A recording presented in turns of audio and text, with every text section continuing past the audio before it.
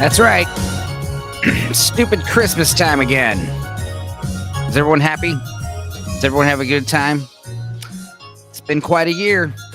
I haven't done a stream since the famous Oscars fiasco, where I had people unfriending me because I said that Will Smith slapping Chris Rock was not an example of misogynoir.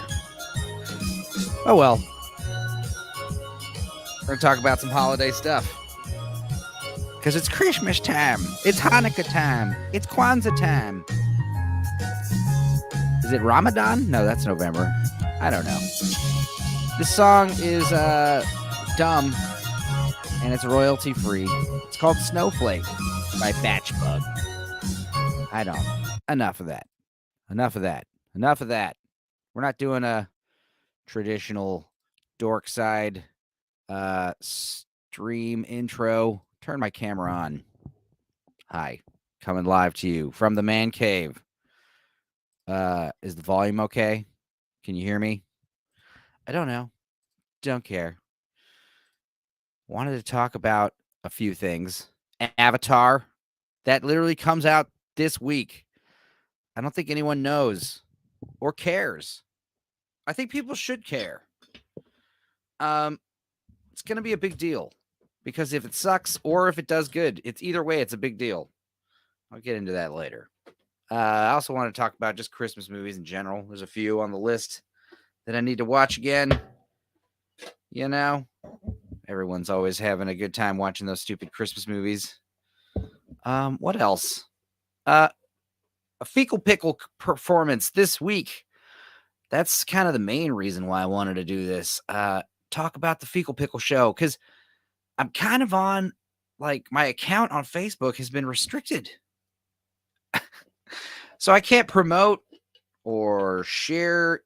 I was on a 3-day ban and then that's over. And now for another 20 something days, it was like a month. I can't go live, but I got YouTube to do that. Facebook Live sucks anyway. Videos are all choppy. I can't advertise.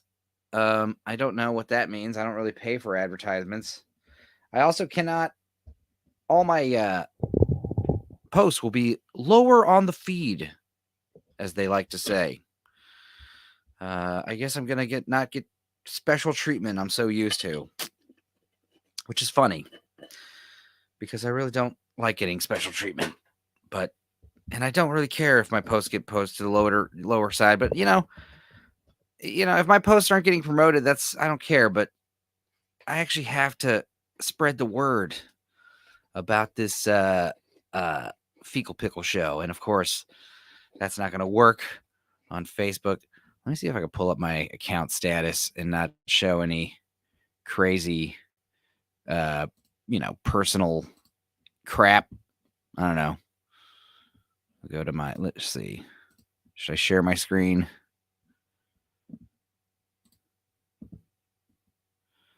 Only I can see this. You can't go live for 21 days. You can't advertise for 21 days. You can't start or join any calls for 21 days. And your post will be moved lower in the feed for 20 days. Now, why did this happen? I don't know. Apparently, you can't make a Hitler joke and say the word Hitler. I don't know. Literally, the word Hitler is a no-no word. And this. See, what happened was it was a comment I made from like months ago. And this was like the day after the Kanye debacle, the Kanye Alex Jones show. Yeah. That was a nutty time. Feels like it was so long ago, and yet it was literally last week. Yeah, I don't know. I think what happened was after the Kanye debacle, the Autobots on Facebook kind of went into overdrive and just started just pulling any kind of somewhat controversial jokes or references or comments, whatever. In my opinion, if you haven't caught a ban on any of the social media networks you're on, you're just not really living. You're not really saying anything worth saying. if you're not catching bands from the technocratic oligarchs, the Zucker fucks. They were talking about having, because I know Elon Musk is, causing trouble like he always does, I guess. I don't know. There's been this crazy reversal of fortune where all the people that loved and Kanye West and Elon Musk, they all hate him now. And all the people that hated these people, they like them now. I don't know what's happening. I just think it's funny that the same people that told me to give a shit about Kanye West's music in the first place, I didn't really care. I didn't like Kanye's music. These people, the same people that were telling me, oh, he's like the next big thing. He's amazing. He's a lyrical genius. We're going to give him awards and money. You should listen to him too. He's, this is the mainstream talking. I'm doing my personified mainstream voice where they're saying, hey, you should listen to Kanye. And I'm like, I don't want to. I don't like Kanye's music. And now they're saying, hey, yay, he's been saying some crazy shit. Don't listen to him. And now I'm like, again, I don't want to listen to you. What is Kanye saying? He's crazy. He's saying some stupid shit. I think it's some kind of performance art, to be serious. I think it's some kind of, because he's always talking about Jesus Christ. Jesus Christ died for your sins. His birthday's coming up. I don't know if you know that. But it's just funny because, like, he died for our sins, right? And I think Kanye is doing some kind of performance art piece, either willingly or unwillingly. I don't think he might be just too dumb to realize what he's doing. But like, we're watching in real time, like, all of his shit getting taken away from him. He's saying, like, look, the cancel culture people, they're too powerful. They run everything. The record label people, the movie producer people.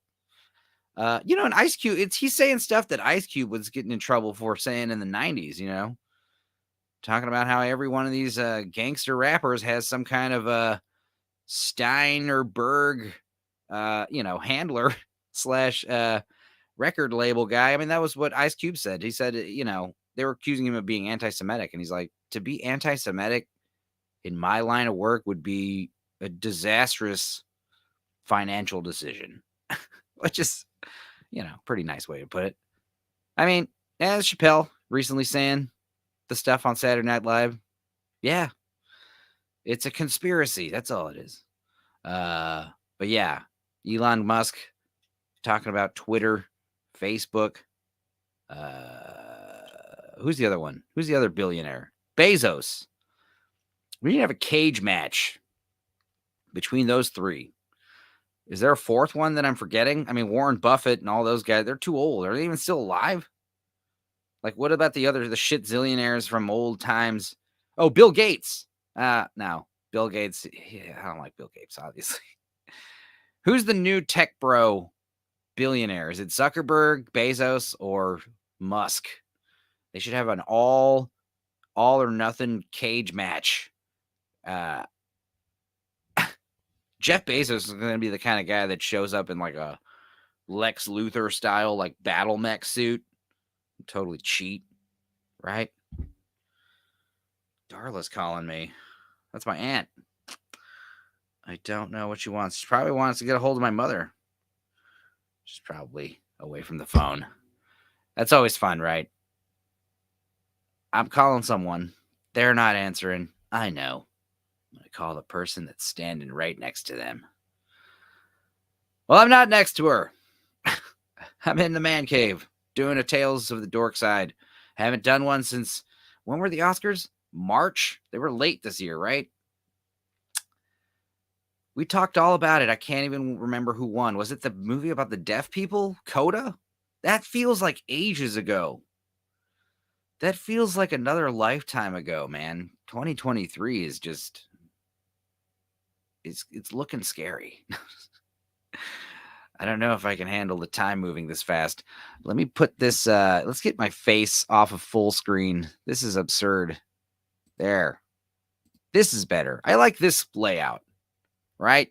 You can't tell how crappy my camera is when my frame is nice and tiny in the corner there, right? Okay. What else has been going on since March? I feel like a lot of shit. Sam Bankman friend, whatever his name was. Ukraine. Yeah, that's still going on. Hilarious. But yeah, I'm coming to town tomorrow. I think I'm going to start doing Dorksides on Sundays because people are around. Maybe not doing this early. I look at my fake watch. It's not there. Yeah, I don't know. I want to, start doing them again. I think the movies are going to start opening more regularly. Avatar is coming out, and it's either going to make it or break it. And if it makes it, I think people are going to start, movie producers and film distribution companies are going to stop going straight to streaming so much. I think they're going to try to get people back to the theaters. I think that's what's going to happen. Because if Avatar doesn't do good, that's it, man. I don't think we're going to be seeing another big theater event. I haven't gone. Like, when the last time I went to the movies? I saw Licorice Pizza in the theater very randomly. I saw, and yeah, what? I mean, the last time I gave Disney money, I know exactly when it was. It was Endgame. That was the last time I gave Disney or any of the Buena Vista subsidiaries, subsidiaries, any kind of money. I haven't given them any money since then. And, part of it was willfully and part of it was unwillingly. We got Donovan back in here finally. It's been so long. Donovan. It's been a minute, yep. I was saying I haven't done one since the Oscars. Slap. The slap, yeah. I actually saw Chris Rock not long ago. Oh, yeah? How's he doing? His show was great. Did he talk about it at all? A little bit, yeah. He made like a quick joke saying, people asked me if that hurt. He's like, well, yeah, it hurt. The guy played Muhammad Ali. I played a talking zebra. Right. God, that was like this stray cat running around, yellow man coming to my house. My mother's basically trying to adopt him. And the other day he's sitting on the couch. He's gradually like moved from inside the house to sleeping on the couch to now he can just wake up and he's in my bed. I'm just like, who are you? He's this giant male freaking unneutered cat. My little cat Meow Yin is terrified of him, but he comes and goes. But a few months ago, he's on the couch and I come inside and my mom's like, Yellow Man, he's hurt. And I'm like, what? He's like, Yellow Man's hurt. I'm like, where? His feelings. I was like, oh my God. Oh my God. Because I just don't like, it's not like I don't like him. It's just, he's not my cat. He's some stray cat. There's like a respect. Meow Yin, she's like my child. She's my little feral monkey cat. Whereas this stray cat is just some guy coming in asking for food. And he's big, so I don't want to like piss him off. Anyway, what else has been going on? Did you by chance see Black Adam? I saw bits and pieces of it. I did pull up the F Movies pirate thing, and I just kind of wanted to see Atom Smasher get crazy. But what I did see, it looked like, standard generic nonsense. I mean, the thing is, did you see it? I did not yet. I plan on it, but I'm hearing a lot of criticisms about it that I've started having about The Rock recently. Yeah, I was very upset that The Rock refused to do the pointed ears and do the haircut because he should have like Namor's like kind of flat top widow's peak, and he should have pointy ears. Well, there's two criticisms The Rock's been getting lately is he will not lose a fight in a movie. Right. And what does that do for character development?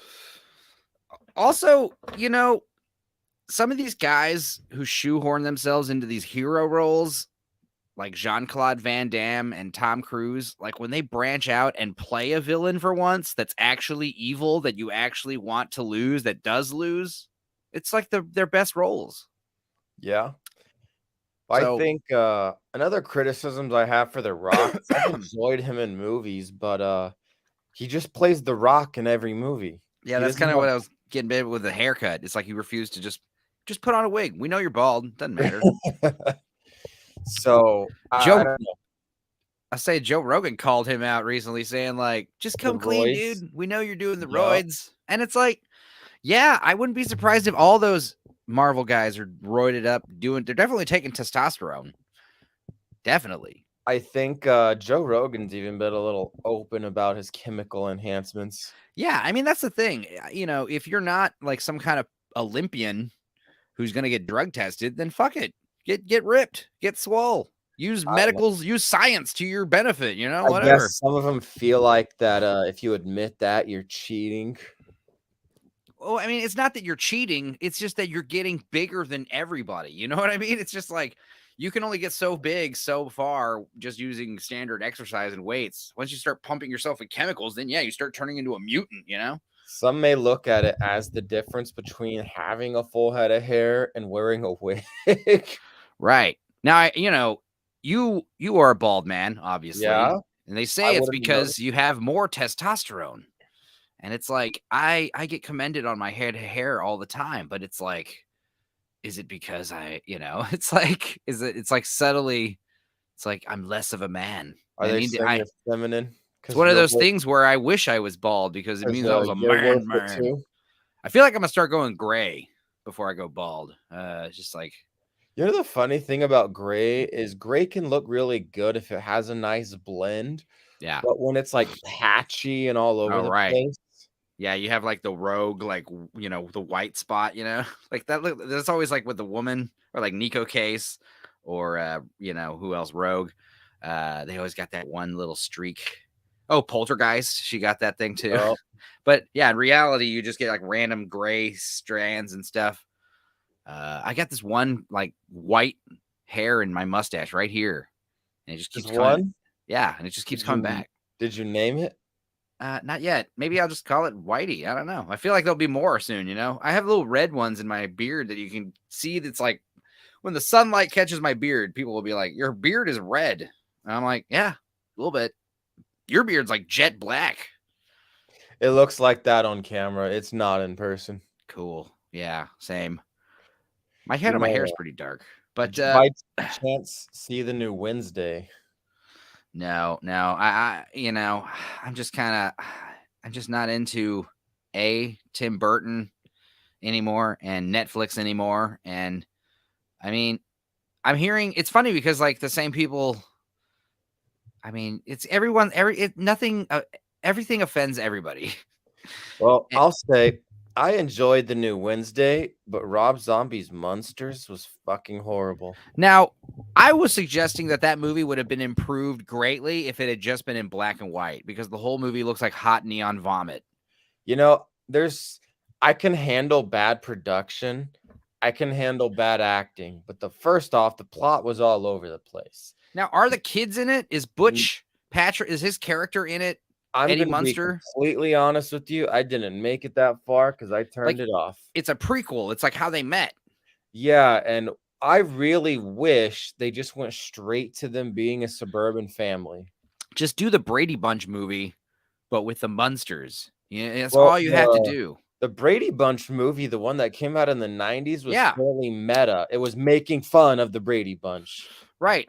But the Munsters should be like that. Even the show was like that. The idea, they're just like the Addams Family knockoff. The idea is, and back to the Addams Family, it's like, yeah, the problem with Addams Family right now is it doesn't make any sense because back in the day, the standard American family was like Christian, fucking very together, very the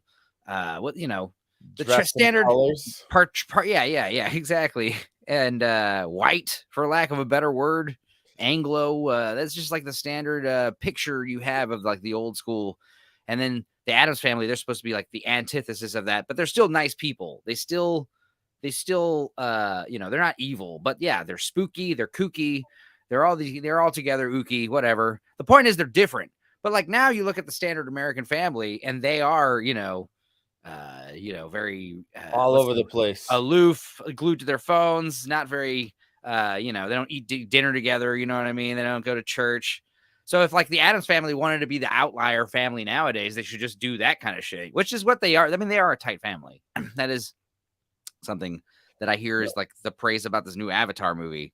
Something I talk about with the Addams Family is it kind of feels like any adaptation is going to have an unfair line to live up to because those 90 movies were freaking incredible. But also Tim Burton has become so like one note. I mean, except for Big Fish and Ed Wood, he's just repeating the success of Beetlejuice and those kind of I mean, like the stuff he was doing in the 80s was groundbreaking. And then in the 90s he had like perfected it. But then like now he's still doing it and it's just the same, you know what I mean? Whatever it is that he does, he's weird.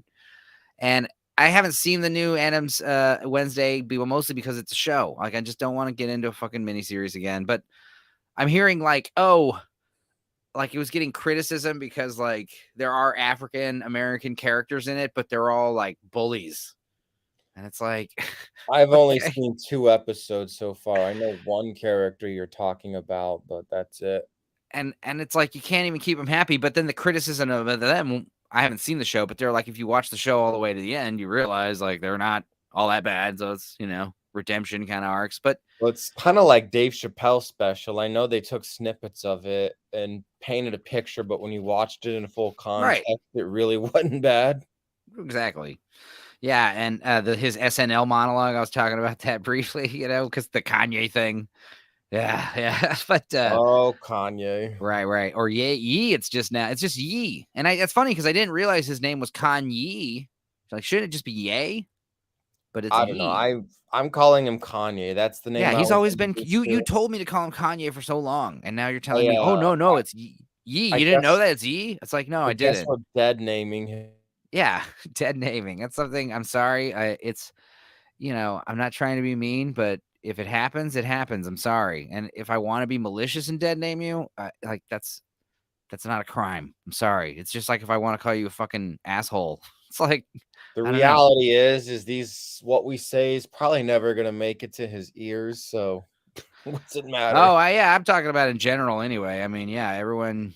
Like you can't be calling people the wrong names. Apparently, it's like get fucking real, dude. Like Elliot Page. God forbid you accidentally call. Like they had to go into all the articles about her in the past and edit them to change her name. So any article about her that's 10 years old has her old name. It's like committing a thought crime right there. And it's like this is a genuine.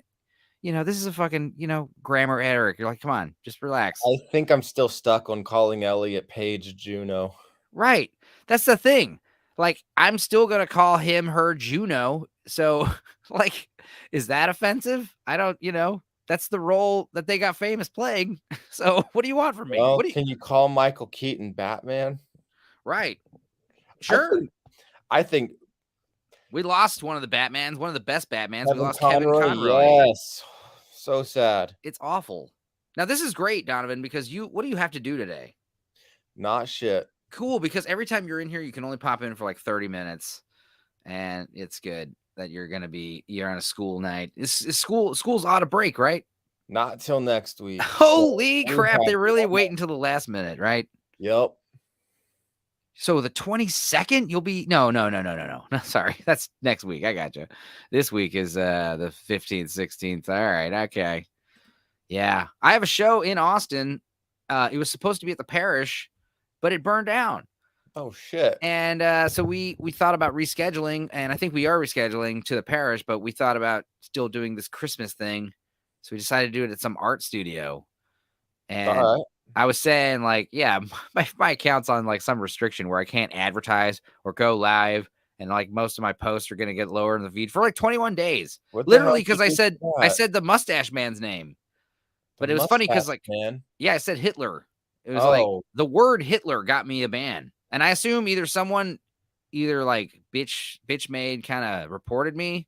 And I fought I appealed it and everything. And they still said, what? It didn't make. And I was like, what? The joke was, who else made list? Hitler. And the post was like some guy on a movie page talking about a list of movies. I don't know. Stupid.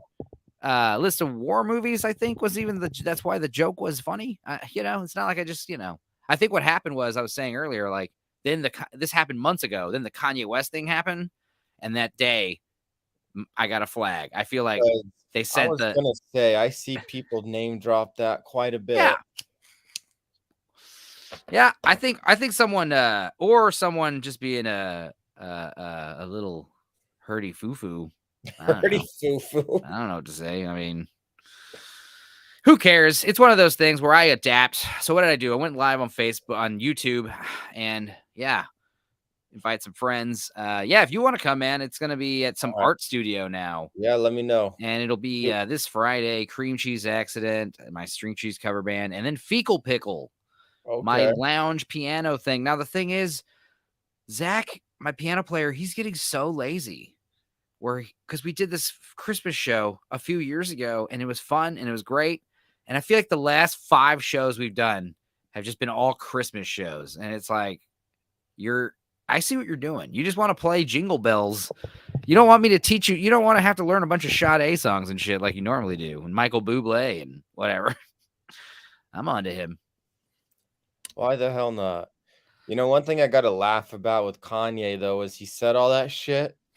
And then he went on some of the most extreme podcasts of very controversial hosts. Right. So, like, wait. And then some of them tried to give him the chance to be taken out of context. This is so I don't think you really meant. And he was just like, yeah, no, I meant that. Yeah, it was funny because, like, a lot of the stuff, keep in mind, he's on the Alex Jones show for like 3 hours. Well, then even Alex Jones was taken back by him. Yeah, when Alex Jones is trying to reel you in, it's not a good sign. But like, yeah, we all saw the clips where he's talking about, okay, Hugo Boss, the uniforms, you love it. You're a designer, you're a fashion guy. I get it. That's what you like, right? The style. He's like, no. He's like, and you see Alex Jones's face, like, I just got sued for $1 billion, Yeah, right. But that's the other thing. It's like, obvious. The Kanye thing is a psyop, it feels like, but is it like who's the one who benefits from it? Because like he's circulating all these like you said, like extreme, like right-wing free speech channels and saying the most obscene shit, and it's like, is he trying to like hurt or help the free speech movement? Is he like working on Twitter? I think he was banned, right? Because he made So... and it's funny because he shared his picture, which I thought it was something he made. And honestly, like I was thinking as a designer, if your prompt was to combine the swastika and the Star of David, then yeah, he did a good job. But whatever the hell, like it looked professionally made. But then I found out it was like the symbol for the Raelians. It was like a alien worshiping Christian like cult. The Raelians. That's their symbol. And then they changed it because, there's like a fucking swastika in the middle of it. But yeah, some kind of L. Ron Hubbard knockoff sect. So it's funny because he got banned for sharing I think he said something else probably. I don't know. But anyway, back to Black Adam. Yeah. I wish I could talk more about it, but I haven't seen it yet. But I'll tell you, I did see like 10 minutes of Atom Smasher going at it. And yeah, the action was cool. But yeah, the thing about that movie and a few others I've heard this year is, I was going to say like, before Avatar, it's like movies had to be great. Like 1999, every movie was awesome. Movies had to be good. And now, and after Avatar and Inception, movies had to be awesome. They didn't need to be good. They just need to be awesome. And then now we had all the Marvel and Star Wars shit. And now movies just need to be not bad.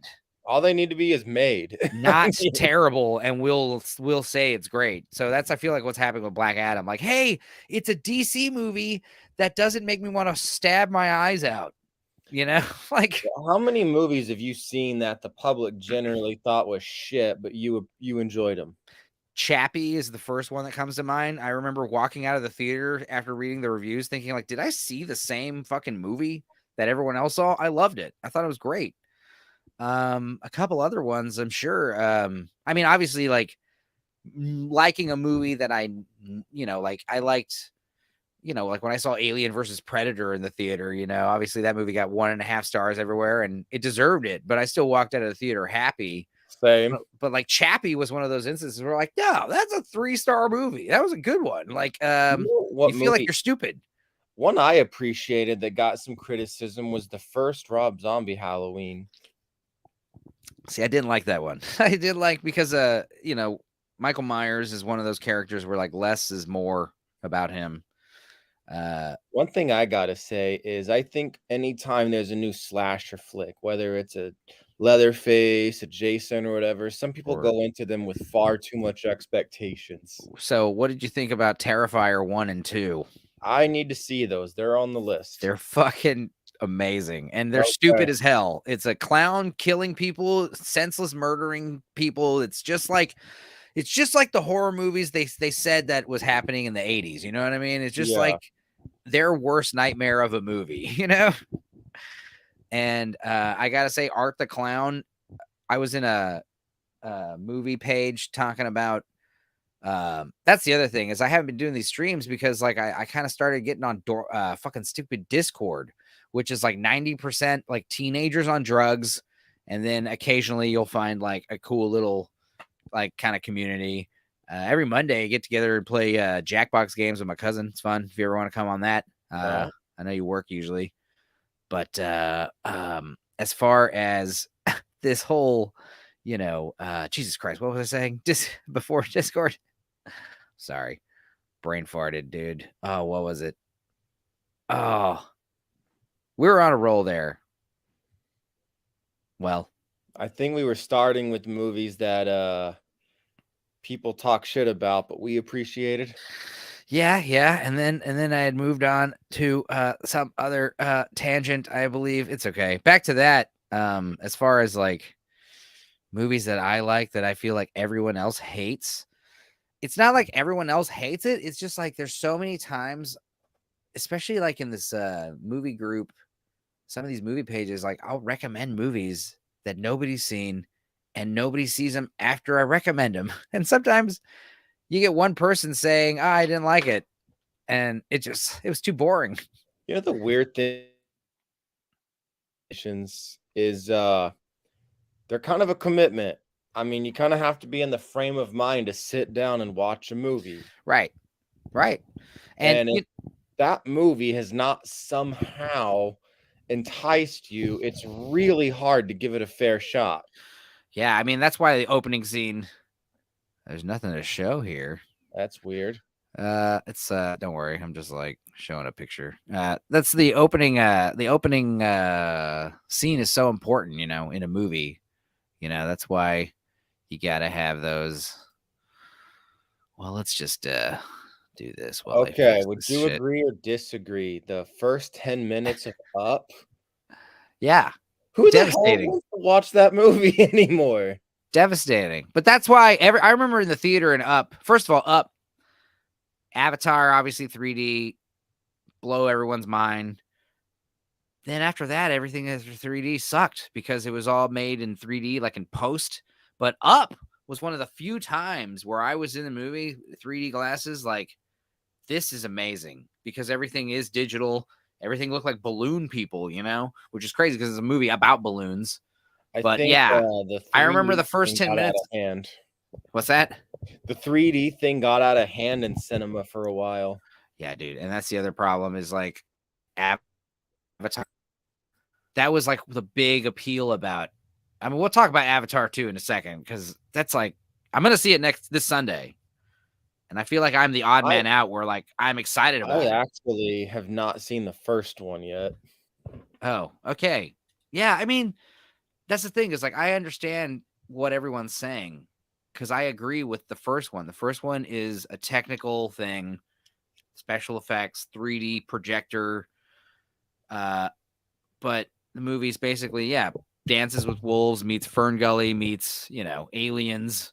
It's, and it's got James Cameron's classic utilitarian dialogue, which is, not very. His dialogue just gets the plot across. You know what I mean? It does the bare minimum, and they say some jokes here and there. Speaking of James Cameron, I have to ask: did you see that video where they put Arnold Schwarzenegger in Titanic? No. Oh, it was like a YouTube thing. Let me see if I can find it. It's It like a was deep fake type shit. where they like put his face on Rose's face, say like, "Draw me like one of your I French girls." I think I did see that one, and I did see. Was it that, or was it the same joke but on a different movie? I can't They've remember. been doing it on a few because I know they also did Yeah, Liar because they Liar. got a guy who could do his voice, Yeah. so that just steps up your deep fake game so much better, you know. But I think the other ones were just funny, but the Titanic one was just fucking sinister to watch. yeah, yeah, I was watching Arnold's Tales from the Crypt episode that he directed, The Switch, where William Hickey is like an old man who starts paying. He's like this old, very old, frail man, William Hickey. You know, he's like one of the oldest looking dudes ever, and he's very frail and very wealthy, and he's got a beautiful young woman that he is trying to wed in bed, and she's just not into him. It's Kathy Ireland, I think. Is that the actress? But she's. I'm not. I just don't. I just don't know. Oh, I remember the actress is John Travolta's dead wife, I believe. Uh, um, and he starts like paying this like crazy rich Frankenstein doctor to do these experiments where he gives him these like pec transplants and arm transplants. First, he gives him like a head transplant, so he's all young looking, and he gives him like upper body. And the idea is he's taking these parts off another guy, and they're like basically doing like body swapping. So at the end, he spends all of his money and gets this great physique. He's basically swapped bodies with the guy, and the old guy or the young guy now has the old man's body and a shit ton of money. And the girlfriend leaves the fucking old guy for the new rich young guy who has the old man's body. Have they by chance? I know there was talks about a Tales from the Crypt reboot. Did they ever actually do that? I hope not, because I remember it was like M. Night Shyamalan, Shyamalan the Ding Dong. Well, at And first they weren't going to bring the Crypt Keeper they back. weren't going to have the Crypt Keeper, and they were going to do what was it that was fucked up? Season long episodes, season long story arcs. And it's like, no. The fact that you can just burn through Tales from the Crypt, so the writers don't want to work. They want their jobs to be easy. You know what I mean? That's why these series are always so. It's easy to write a good story in 9 hours. It's much harder to write a good story in 2 hours or 90 minutes, 80 minutes. That's why, like, Did you you know, by chance know Danny Elfman, I believe, did the intro song to Tales from the Crypt? yeah, I knew that. You can hear it in his like instrument selection. But yeah, Danny Elfman, he's a crazy bastard. Oingo Boingo. That song "I Love Little Girls" is just like Jesus. Jesus Christ. But also like the video stuff he's done. And what's funny about Danny Elfman is he couldn't read or write music when he got into film composing because he was the singer for Oingo Boingo. And he started working with Tim Burton, I believe, and also his brother Richard Elfman, who had made some weird ass movies. One of the But funny thing is like he also did the musical Nightmare Before Christmas, which actually Tim Burton gets more credit than he deserves for. yeah, oh, absolutely. He did not direct that movie. Henry Selick No, directed it. he produced it, right? Well, yeah, he produced it, and he's also like production designer for the movie. So like it's all based on his sketches and his mind. But like, yeah, Henry Selick, the guy who did James the Giant Peach and a bunch of other stop motion stuff, he made that movie, and yeah, I mean, Henry Selick. It's not that Tim Burton gets too much credit. It's just that Henry Selick doesn't get any fucking credit. That's You fair. know, it's like, It's kind of dude, like on Friday. What was the name of the actor who played Red, who got knocked out by Devo? No, his dad got knocked out by Devo. I don't know. I He was remember. I believe he was the co-writer for Friday. But it's Oh, kind you of mean the main dad? what was the name of the guy, the actor? I believe his name was Red. He gets his gold chain and his bike stolen by Devo. Oh, right. From what I That heard, he is. co-wrote Friday, but Ice Cube kind of gets all the credit. Was that DJ Pooh? Let's see here. Red from Friday. Punches Debo. It is DJ Pooh. Wow. So I think That's amazing. I didn't know that. DJ Pooh. I know who he is. That's DJ Pooh. Man, this is what happens when you like Yep. see Yep, your DJ artists. Pooh co-wrote The First Friday. Yeah, it's a damn shame. I was talking about Ice Cube earlier because he was like got in trouble in the 90s for basically saying what Kanye was saying. You know, basically like every rapper has like some kind of Jewish record label guy or you know, handler basically. Because they were saying he's anti-Semitic for some of his lyrics, and he's like, bro, in this business, if I was anti-Semitic, that'd be so like financially disastrous. I would, Are you you know, talking about when he made Ice fun Cube. of Barry Heller on No Vaseline? I don't know. Maybe that's what it was. I just remember seeing his interview where they were calling Yeah. him. Let me What look did for he? the lyrics. What did he say to Jerry? What did he call? What did he make fun of about him? Yes. The Because song he calls the guy a Jew, right? In the song. let's see. Pulling the lyrics. Okay, they have to clump all of them together. They can't. Yeah, but no, he called Jerry Heller out, who was Yeah, the manager for right. NWA. Yeah, right. And he had said if Jerry Hedler was black or green or whatever, he would have still said the same shit about him. You know, All like right. doesn't Again, matter. I'm simply reading something. I'm not Yes. speaking my views here, but this is what I found. I ain't gonna pop no champagne, but I ain't gonna shed no tears. It is what it is. He's out of here. I'm not losing no sleep over Jerry. Oh, that was a quote. That wasn't his song lyric. Well, That's what Ice Cube said whenever Jerry Heller died. yeah, the NWA movie was good, but just like all biopics, it always just like it feels like so fucking like you know, pristine and washed and cleansed, Well, sanitized, the and like thing all the is stuff. that Dr. Dre produced the movie, so he's not gonna talk about him beating his own fucking wife and going to right. prison and shit. He's not gonna talk Same about, as you know, same as the dirt. They're not gonna show the worst part of those dudes. right. You All know? those every biopic. I don't think I like a single biopic. I think that like I'll tolerate some. But yeah, most of them are terrible. I like, Are you familiar with the biop Lords of Chaos? yeah, with Kieran Culkin. Yeah, well, the interesting thing about that is the person who made it wasn't in the band. Now, there is an ethical argument that what right does he have to make it? But at the same time, he wasn't going to hold back on a lot of the dirt. Right. Yeah. I mean, that'd be fucking crazy to make a movie about someone and they don't give you their blessing. They're like, bro, what the fuck? It's like, hey, man, this is all public. You know, this was in a book or whatever. So, Now, I haven't been told inside secrets or anything, but I feel like the band Mayhem discreetly under the table gave him the okay because yeah, probably. they had to sign off on music use. One of the members' son played his dad in the movie, kind of how Oh, Ice Cube's son played Ice Cube in the yeah. movie. Yeah. Lords of Chaos did the same damn thing. So clearly the band was somewhat It's okay just with more, it. just more nepotism in Hollywood, honestly. I'm just kidding. But yeah, I don't know. I mean, the Lords of Chaos.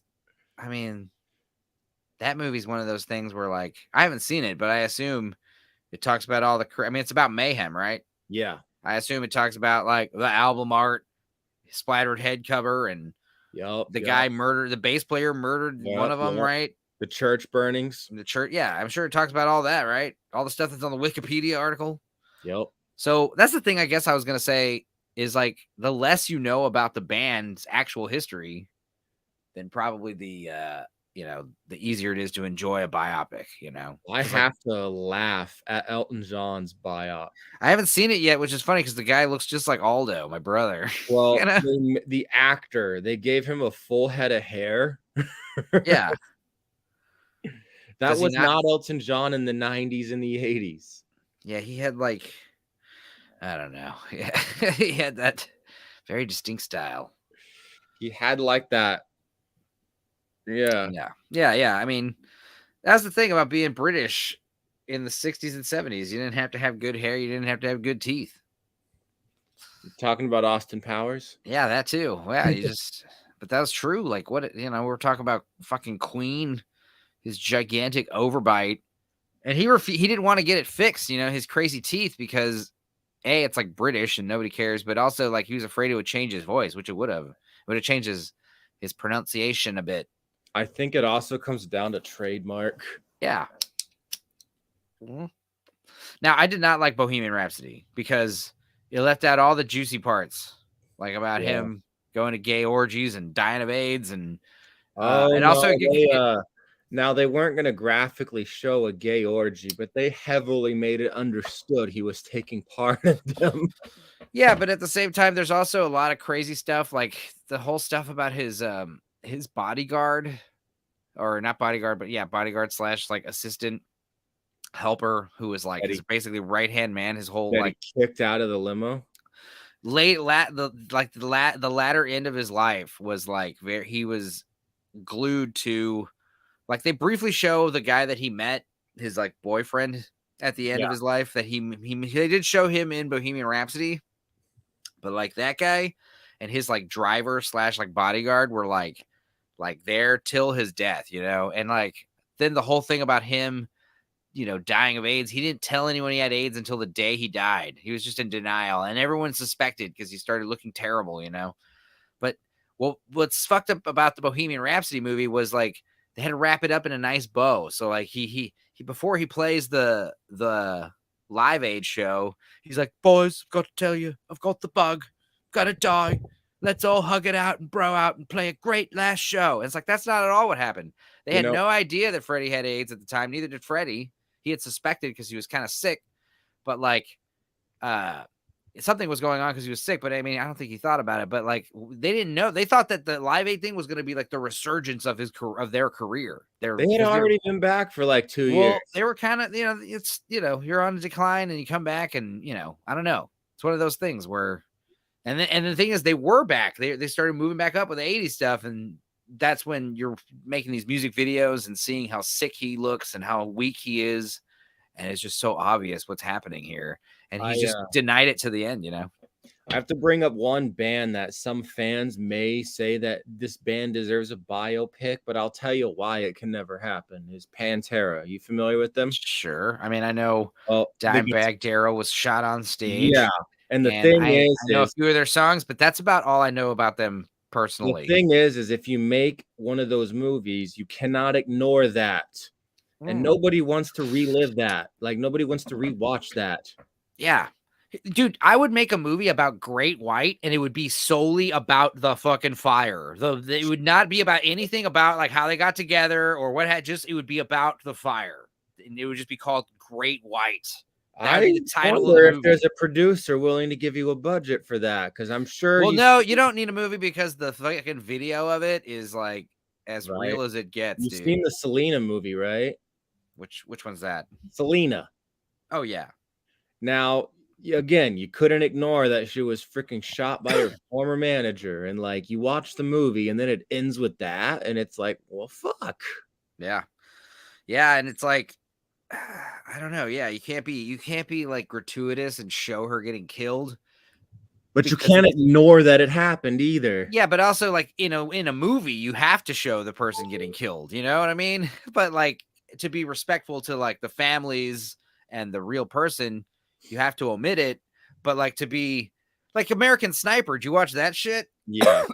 It's how like they show him leaving the house, and then they just the screen fade away, and then they cut to black, and just like, by the way, the guy he just drove off with killed him and the other guy. For did you ever hear the criticisms that movie wasn't entirely accurate? Yeah, I mean, none of them are, but because I remember 1 second. Go ahead, keep talking. In the movie, I mean, not the movie, but the book had the Jesse Ventura controversy, and then in court they it seems like after the lawsuit they wrote out the Jesse Ventura hit scene.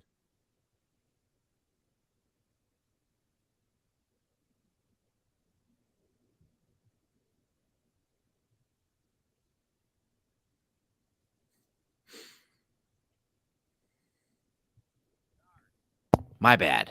No worries. People are calling about the cats.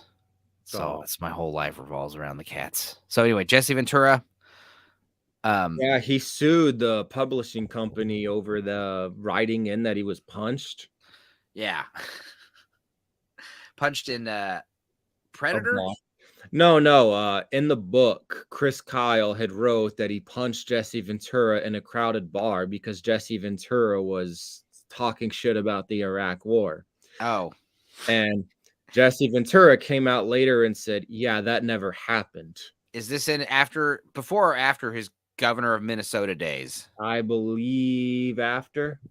Yeah, I mean there's so many stories like that where it's like, oh, this guy saw fucking Jean-Claude Van Damme and tried to start shit with him, and he fucking knocked the dude's ass out, and naturally Jean-Claude Van Damme would just be like, that never happened. So I mean, it's all hearsay, but Again, can I say for sure if it happened or not? No.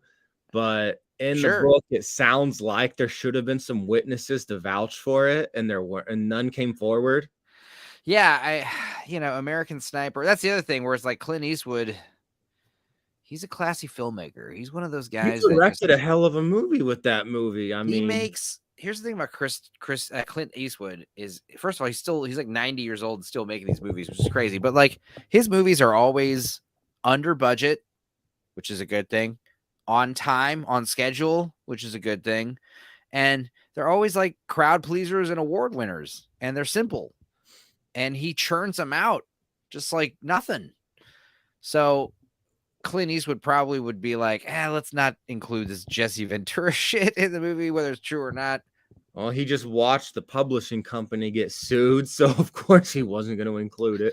Also, it's just like how he handled the ending on that movie was pretty terrible, though. It was like, come on, dude. And I understand, like, we'll never know what happened. We have no idea what happened. Like, apparently, for those of you who don't know, if anyone was watching, nobody's watching. but American Sniper, yeah, he just goes off to kill a bunch of people in Iraq, right? And then comes back and deals with PTSD and helps people. And then at the end of the movie, at the end of his life, he was like doing gun shooting range stuff with some PTSD vets. And he went out to like an outdoor range with him and two other guys, and one of the guys ended up killing the two other guys and himself. And you have no idea what the hell they were talking about to trigger that guy, to send him on edge. I mean, I don't know.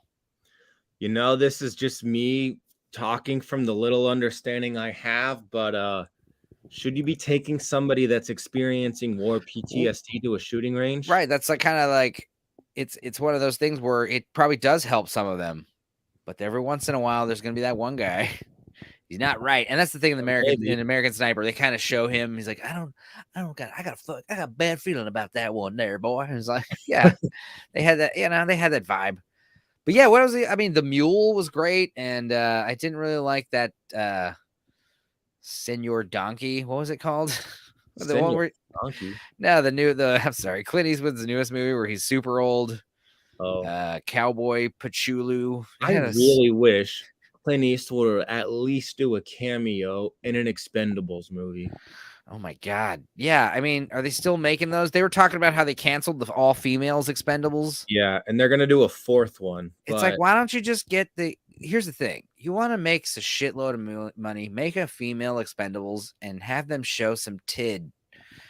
Have them show a little bit of titty. It's not that hard, man. I mean, if they're all going to be a bunch of hot chicks wearing fucking leather and kneecap, just have a shower scene, some kind of locker room scene with the girls. Okay. Yeah.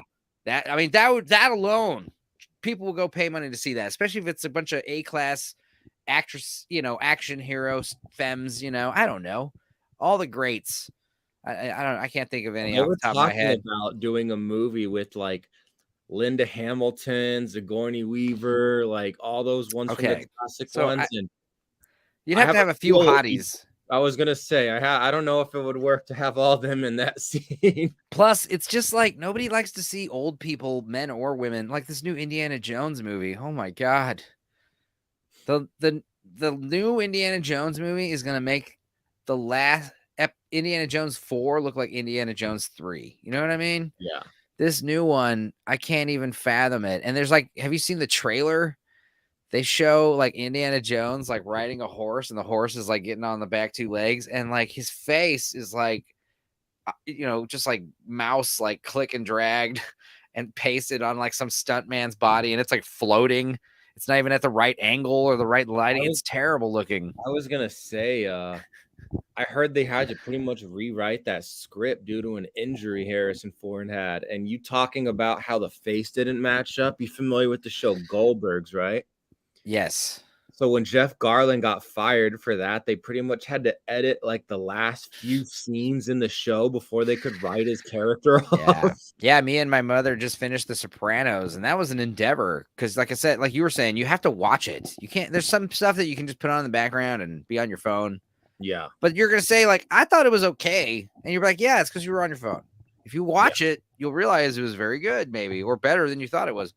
But, like, yeah, the last time you see the mother in The Sopranos is jarring. It's like, not only did they paste her face on, like, a body that looks weird, but also, like, all of her dialogue is, like, sampled from previous episodes, you know? It's like You sound know, bites. what's funny is South Park did that with Isaac Hayes Right. But after it they was part of the fired him. joke. Yeah, It well, made it what's funnier. funny is they intentionally did it bad. Right. Yeah, you can. I mean, if anything, they're probably making fun of The Sopranos if that came out previously. By the way, have you seen any new South Park episodes? I did see. I think the last one was like one of the streaming wars nonsense where Randy is.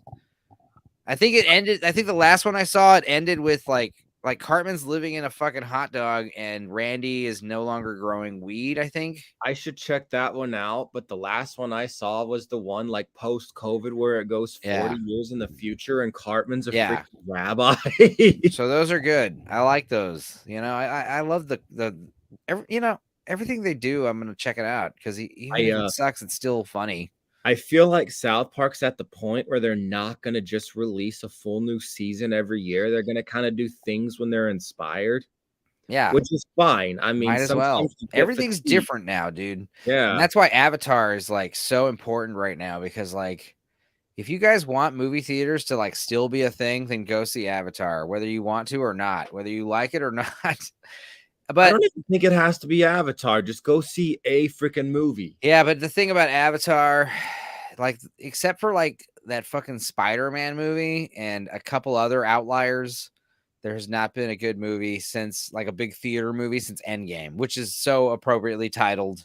You know, the fact that the Endgame Avengers movie was like the end of everything, basically. You know what's so freaking weird about it is like Endgame. Didn't that take the place of Avatar in the highest grossing Yeah, movie? but the point is, if Avatar 2 does really well, like Avatar well, then yeah, I mean, maybe things are getting back to normal, you know? If Avatar does poorly and, you know, obviously makes a shit, you know, million views on streaming, good for the movie, but that's not going to be good for movie theaters You know and the what's so film weird? industry. Compare going to the movies now as opposed to when we were kids. Do you remember going to see movies at like Sunland Park or Yeah. that Park I, 6 cinema? I talk about it all the time how I miss movie theaters, how they used to be, where it was like the first come, first seat. You show Yeah. up, and all the theaters are like fucking. They used to put as many seats as they could in the theater, so you can get like fucking 200 tiny fucking cramped up little shitty seats, like airplane seats next to each other. And you know, you get this huge ass screen and a huge ass sound system, which you know nobody really had unless you were a fucking rich asshole. And you would get to watch a brand new movie. And back then, like there'd only be like you know a couple new movies a week. You know what's So, funny is a buddy of mine, his dad owned a business that would install home cinemas in garages. yeah, it's a great idea. I mean, home cinema is. I mean, there's so many great movies where it's like. I mean, like Avatar. There's so many people who could probably see Avatar 2 on a decent fucking home theater. If they have if they have one of those serious like home theaters, then they don't need to go see Avatar 2 in the theaters. But versus 2009, like not a lot of people had that kind of shit. Plus, Avatar 1 had the appeal of the intrigue of 3D. Whereas Avatar 2 is trying to be 3D again, and everyone's like, I don't care. What do you think of the return of the drive-in?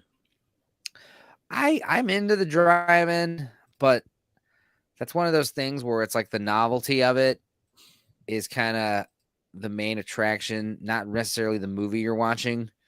And the cool thing about a drive-in is it's probably cheap as hell to maintain a drive-in theater, you know? You probably just need like an attendant checking every car that goes in and out and a couple people at the snack bar and like a couple people that walk around the actual area. And that's it. And a projectionist, obviously. You got one screen, you know what I mean? And you show a movie once in a while. It's not like a theater that's open all the time. But as far as like people walking in their house, I mean, yeah, I assume nowadays what you used to do is there'd be like a little fucking speaker next to your window and you roll the shit down or I think plug now it into your car. Your car like through an app or something. Probably just do some Bluetooth app and play on your actual speakers on your TV. But then they probably tell you like, don't turn it up too loud because then it'll be weird for everybody else having it come out of like 1,000 different cars at once. I don't know. But as far as like regular theaters, like nowadays, the theaters are all about less seats that you charge more for, but like they got like bigger chairs and for fatter people and they can all of them can recline so people can fall asleep in the middle of fucking movies easier. It reminds me of that Simpsons episode where Homer gains like 300 pounds and then he goes to the movie and they're on like purpose. And they're like, you don't fit in our seats. He's like, I'll sit in the aisle. He's like, well, that'll violate our fire hazard. Right. Yeah. You're getting discriminated against. And they offered him like a trash bag full of popcorn just to leave and cause no trouble. Yeah, I love seeing like on Twitter, like gigantic fat people like making like not even like no humility. You know what I mean? Like they are upset and angry and they want heads to roll because they're too fat to sit in the airplane. And there's a picture of them and they're crammed in the fucking airplane seat and they're like, this is an outrage. It's like, do you not have any fucking shame posting that on social media for millions of people to see you and laugh at you? You're too fat for the plane. I'm sorry. It happens. Talking about the ones that like had to buy 2 seats. Sure. And it's like there are also people that are just naturally gigantic. Like we're watching The Sopranos. That guy Bobby, he's fucking fat and huge. He's like 6'5" and probably like 400 pounds. He's just like a giant dude, and it happens. Well, like it sucks to be that guy sitting on an airplane, but he's not like, oh, the plane's gotta fucking change for me. That he's probably just like, yeah, I'm gigantic. I deal with this shit all the time. There's a lot of talk about overweight people on planes, but you know what there's not enough talk about on planes is really tall people. Yeah, you're 8 feet tall. Imagine how do you need a special plane just for you? You know, I'm 6 feet, and even I struggle in some of those seats. Right. I never thought about that either. Like no one ever talks about and the thing is you can't really do much of anything about being tall. Now, yes, I understand some people have thyroid conditions or whatever, but the idea is if you're overweight, you can lose the weight. You cannot do jack shit about your height. Well, that's the same criticism that, guys give girls all the time, because women always judge men on their height, but we can't judge women on their weight. And it's like, a man has no control of how tall he is. Back to Wednesday for a little bit. There's criticisms of how they portrayed Gomez, that he's like short and overweight. Now it's the guy from Portlandia. Yeah, Louis Guzman. I loved his portrayal because they made him cringe instead of. No, I'm sorry. I was thinking of Fester Adams. Fester Adams was the guy from Portlandia. Is that correct? Okay, I don't know, but Luis Guzman is Gomez, and he's great because he actually looks like Gomez from the comics, who was like an ugly short man. Well, the 90s one with Julia Raúl, they made him very like a charming Casanova type. Right. He's kind of got this goofy, creepy look, and especially like in the 50s show, 60s show, he was what's his name's dad, but that guy's famous as hell. He was in a bunch of shit, but yeah, he was more like kooky. He's like the crazy neighbor. He always had this like insane look on his face. But he wasn't short and gross like the comic one. Right. Luis Guzman is just like this. He's playing it more like he's this horny. He's just so lucky that he's with Morticia. You know what I mean? Like he's just like, oh, I worship the ground you walk on. But does she reciprocate? I hope so. I mean, the episode I saw, she did. Yeah, it's like I remember people were like kind of criticizing it and some people were defending it, and my whole thing was just like, just let Luis Guzman, my man, this actor, play a role, where fucking Catherine Zeta-Jones is like macking on him. Just let him have his, because remember in Boogie Nights where he's like spends the whole movie asking Jack Horner, Burt Reynolds' character, to put him in one of these porno movies so he can play an actor and have sex with these beautiful women. You know, that's like the whole reason he spends the whole movie. Please put me in one of your movies, Jack. I want something I could show my friends and family. Look at all the women I've been with. Look at this. Let me make love for you on camera. And then he finally puts him in the movie. He's like playing a bartender, you know? And like, so it's just so funny to see him finally get his moment where he's like, yeah, I mean, I would love to get paid to have, you know, all right, get back to work. Here's Catherine Zeta-Jones. Okay, and action. And she just like wraps her arms around me and starts like kissing on me and just like, oh, you're my husband and I love you. And we're like, cool. And then cut. And it's like, all right, that's back to work. Even if it's like, don't talk to me after that, I'd be like, yeah, this is a fun job. This is weird. It's Catherine Zeta-Jones. I'm sure. I don't think Catherine Zeta-Jones has the same kind of like feeling about Luis Guzman, you know? I don't know. Maybe she found him unusually charming. Well, they work together in Traffic. You know, they were in Traffic together. And I believe they have a scene. They have scenes together in that movie. What kind of scenes? Like, because like Traffic is like a ensemble, so like there's a lot of people that don't interact with each other. Right. Like Benicio del Toro never meets Michael Douglas's character in that movie. Well, they come by El Paso in that movie. Yeah. Oh yeah, they show El Paso. They show off the border, and they have. I remember like the distinct El Paso cop cars they used to have, where those like white ones with the blue stripes. So I have to jump off topic for a second. You remember the movie The Day After Tomorrow? Yeah, with Dennis Quaid.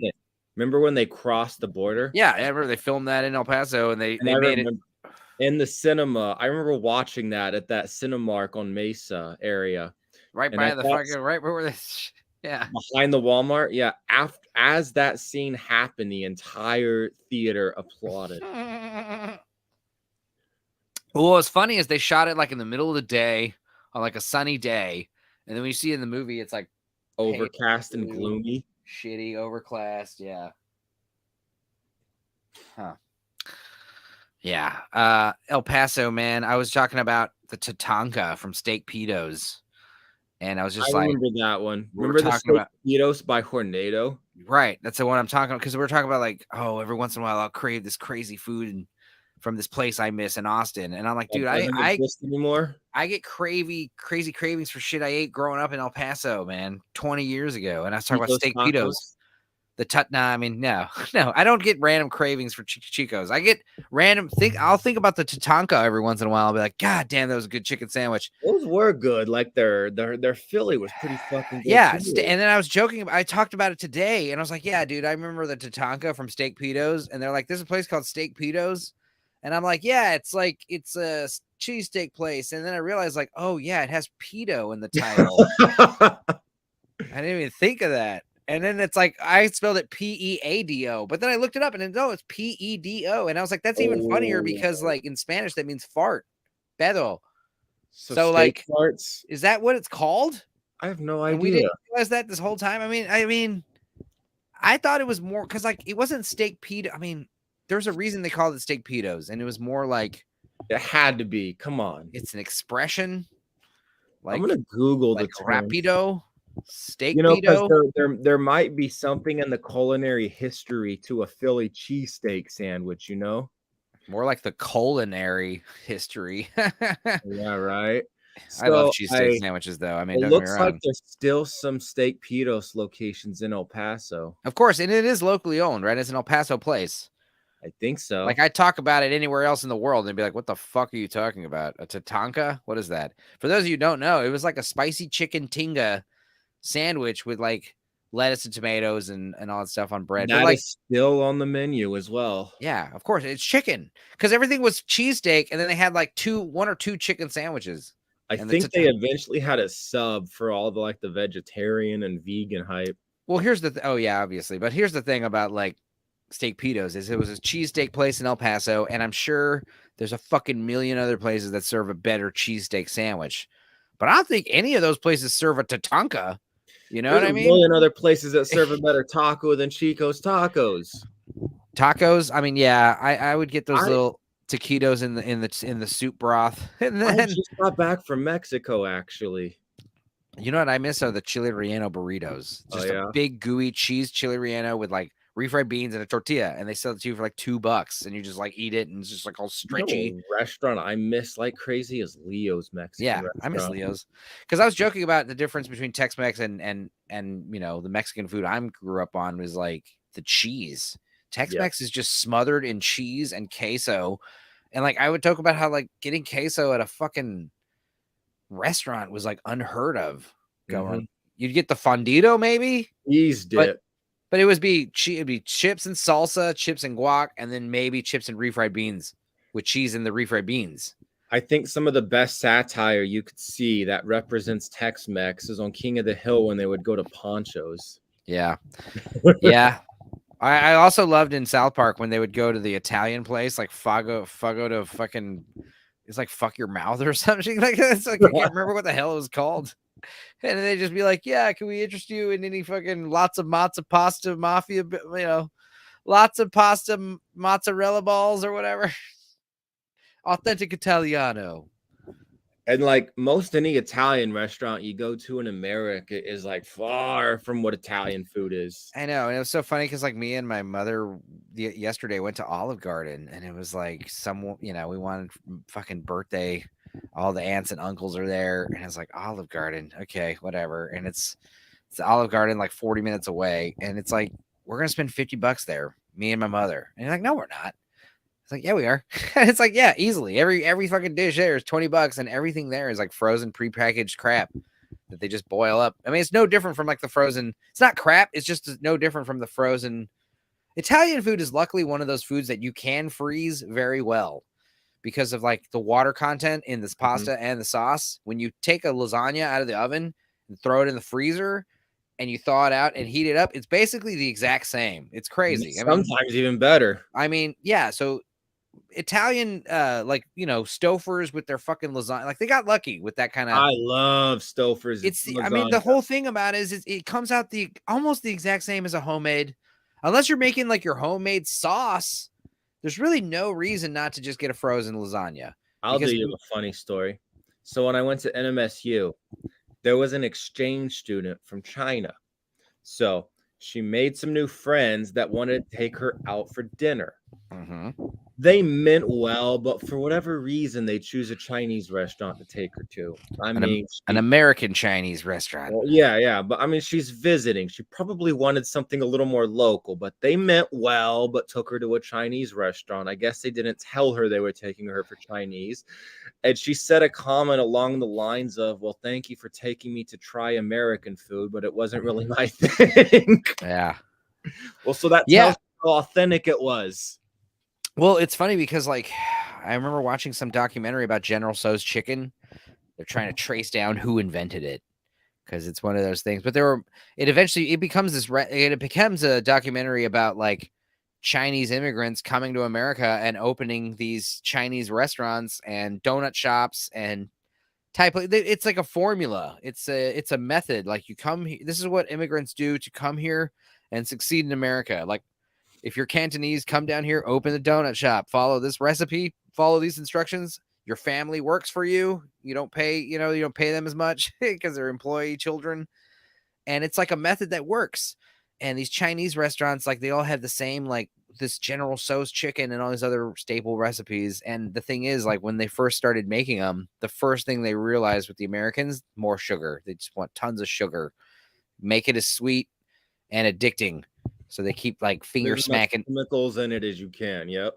Well, MSG is monosodium glutamate, which is the people talk about how it's like it's not it's literally salt and glutamic acid, which basically is a non-essential amino acid your brain already makes. So you can't it's not bad for you. MSG is not bad for you at all. It's basically just flavored salt.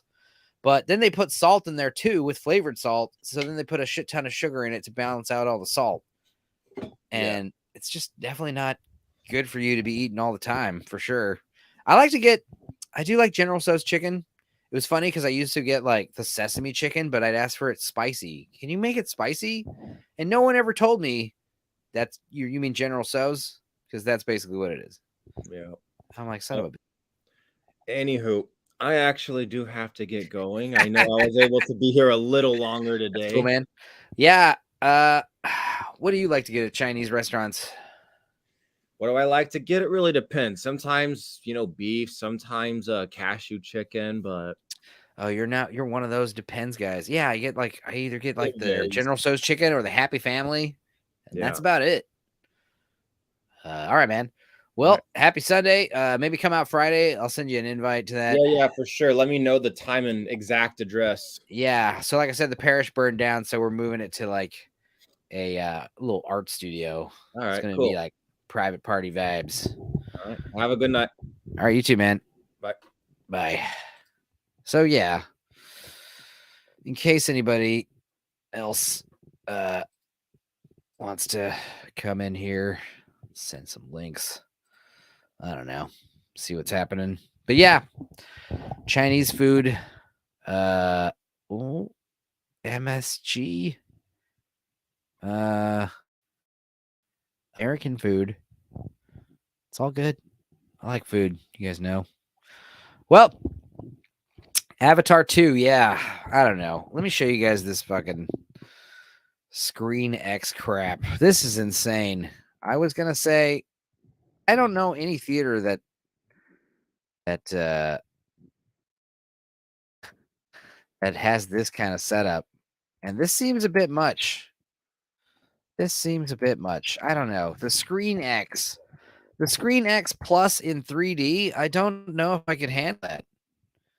The Screen X plus 3D plus on drugs.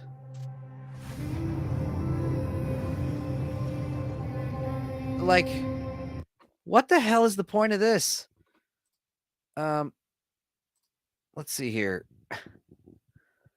This is crazy. Now, apparently, it's not just the same image plastered on 3 screens. It's apparently this was filmed in this crazy aspect ratio. I don't understand how that works. And in 3D. Oh, the idea is you would have had I don't know what kind of I don't know. I don't know if I could handle it in this theater, honestly. But this is insane. You get the idea. I mean, we'll just do some freeze frames. There's some specific moments where it is pretty breathtaking when you think of like, it's pretty great for like the ocean because the ocean is so vast. And same thing with outer space. I don't think movies do a good job of capturing the vastness of space or the ocean. So I do see the benefit of these super what is the number for this aspect ratio? Is it like fucking 800 by 19? This is crazy. And the idea that you're also filming it in 3D, which means you have 2 cameras. Cuz that's what I was talking about earlier is you know, Avatar, the reason why the 3D looks so much better was because it was filmed in 3D, which means it's 2 cameras, 1 camera for each eyeball that you have. And the farther away the cameras are from each other, the more drastic the 3D effect will be, which is nuts.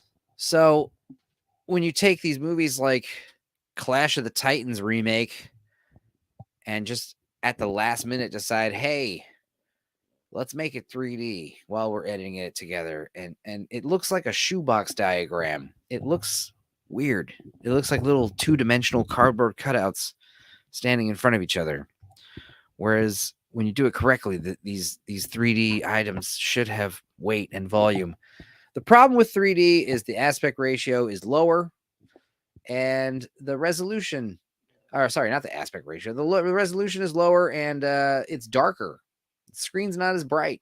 Now, if James Cameron was saying shit like, "Oh, it's gotten so much better since then, the technology," but it hasn't because nobody gives a shit about 3D movies. And I know these 3D projectors have not been maintained.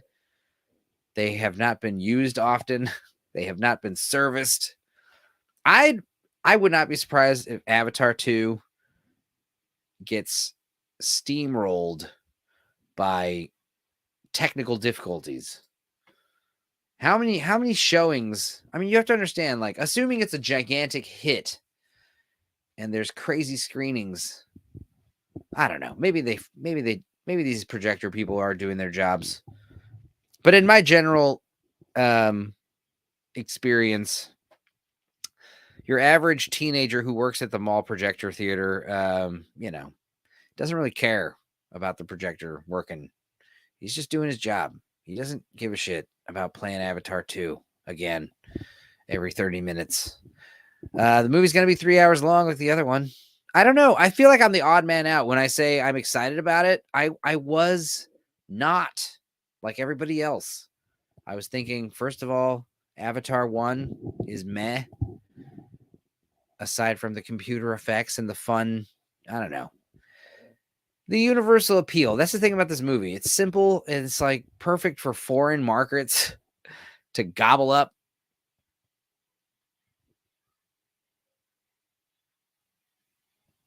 My cat went back inside. I could tell because I hear my mother's baby talking.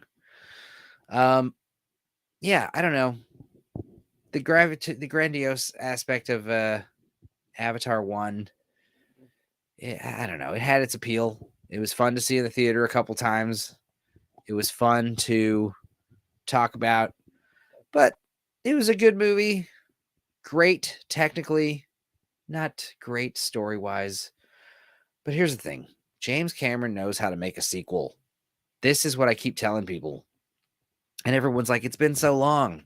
And it's like, yeah, he didn't have to rush a sequel. James Cameron knows how to not tell the same story twice. Just the same story, but bigger. James Cameron knows how to fucking up the ante, raise the stakes.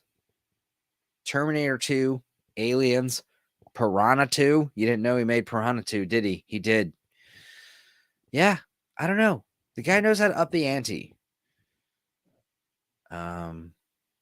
He's also, people saying he's being a dick. He's saying some controversial shit. I think he's being pretty based. He did say like, oh, testosterone, it's a toxic poison. It's like, but that's what all old men start talking like.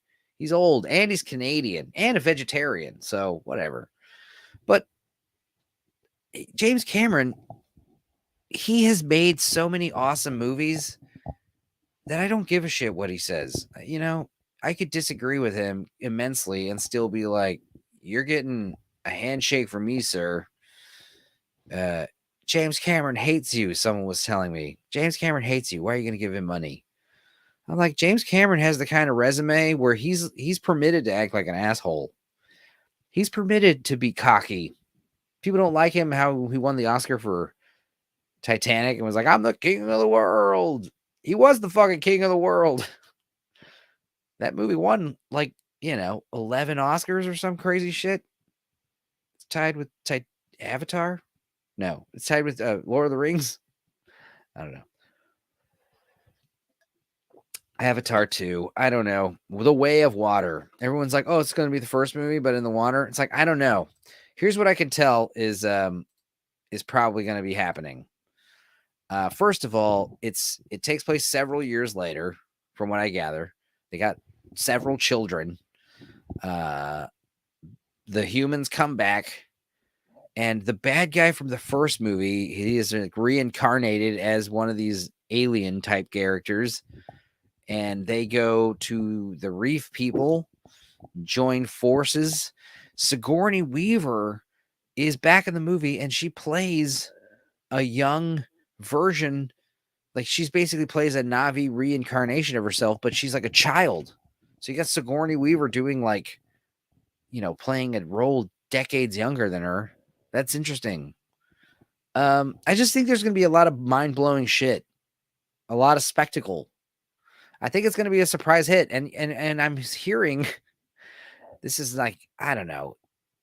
This is kind of back to what I was saying. Like, is the movie is it going to be great or is it just going to not suck?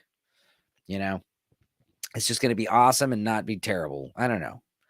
That's still up for debate.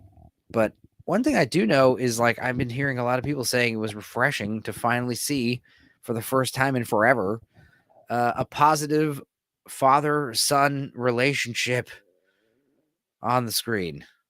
This movie is going to do well, definitely internationally. It's going to do well, I think, domestically too, because it has these universal appealing messaging, such as, like, family is good. Family is good. That's the message. And it's like, okay, can't really disagree with that. What am I doing here? Oh God. Oh God. How embarrassing. You're seeing I don't know. Briefly touch on some other stuff before I leave. It's been an hour and change. We had Donovan come in here, thankfully. Yeah, what else was Donovan talking about? Black Adam. Looks like it might be all right. I don't care. That's the point I was kind of saying, is like, these movies, they just need to be not shitty.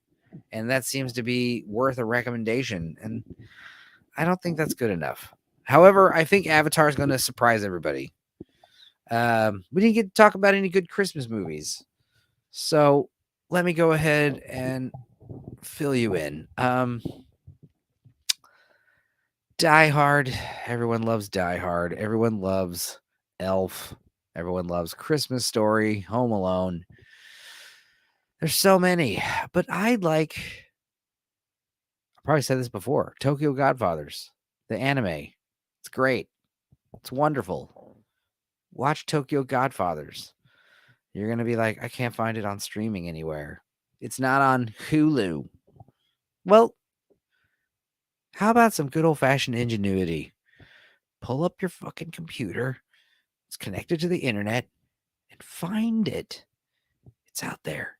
It's out there for free, just waiting to be plucked, just sitting there in cyberspace. Find these movies, watch them. And obviously, if you got the DVD, watch that. I don't know. Another good Christmas movie, not necessarily a Christmas movie. Akira Kurosawa's Redbeard. This is what I was talking about earlier. I recommend these movies every year. Red Tony, he's the one who told me about Redbeard. He said he watches it every Christmas because it is kind of a Christmas movie. It's all about helping other people. Dr. Feudal Japan thinks he's going to become the emperor's practitioner. And what happens? He ends up getting a detour, having to work at some hospital in some poor village, helping all these poor villagers. And it's a movie about, compassion, helping other people. It's 3 hours long, just like Avatar and Avengers Endgame and all these other dumb movies that are 3 hours long. But it doesn't have a bunch of explosions in it, so you might not like it. And it's also kind of slow. And it's one of those movies, it's only until like the end where you kind of realize, like, I guess that was the message of the movie, It was good. Paris, Texas. This is another movie I recommend to people. Nobody ever watches it. I don't know. Why does nobody listen? Why does nobody listen to me? Oh, yeah, because Zuckerberg censored me, right? I don't know. Well, I guess that's it. Fecal Pickle Show this Friday, the 16th, at a undisclosed secret South location art studio. If anybody wants to come, send $25 to @ZFunk on Venmo. That is @ZEEFUNK. And if you're watching this and you want to give half a Fecal Pickle a little something, just drop your name and be like, hey, love you, pal. Z-Funk. Anyway, it's been nice, y'all. Holidays, good ones. Hopefully you have, you know what I'm trying to say? I'm doing like 3 things at once. What else is on the docket? Pack up for this trip. Coming to Austin tomorrow. Yeah. Fecal Pickle Show with Cream Cheese Accident and some Marshall Moon band. That'll be fun. It'll be fun. Tiny, intimate party. BYOB. That kind of vibe. No downtown. No parking. I should tell this funny story, though. We were talking about how the show was booked at this venue, and the venue unfortunately had an accident with a fire. And we were supposed to announce the show like that following like weekday, Monday. I was like, what do we do? Probably just wait. Probably figure out what they say. And one of the members of the band, I'm not going to say who, he's like, don't worry, I already messaged them, emailed them, asked them what's up. And it's like, guys, I don't think that's what they want to see. Hey, I know you just suffered from a major fire, a serious accident, but what's up with our string cheese incident cover band show? Or can we still announce that? We need to know. Anyway, you guys have been fun. The people that have been watching this, nobody. Who knows? Who knows anymore?